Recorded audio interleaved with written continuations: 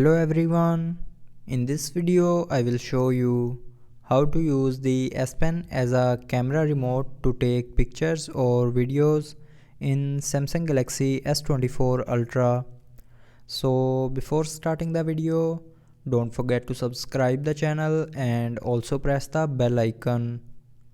So first of all, open settings. Now in settings, scroll down and here click on advanced features and then click on S Pen. Now here click on air actions and then scroll down and click on press and hold pen button.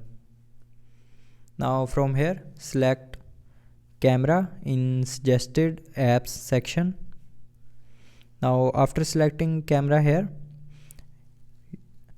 press and hold the pen button to open the camera app. And now to take a picture, just simply go to the photo mode and then press the button to take photo.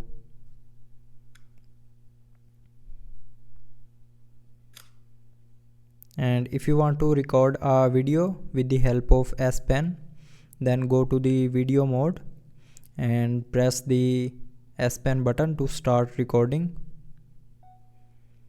And after recording, if you want to stop the recording, then again click on this S Pen button to stop the video recording. So that's how you can use the S Pen as a camera remote to take pictures or videos in Samsung Galaxy S24 Ultra.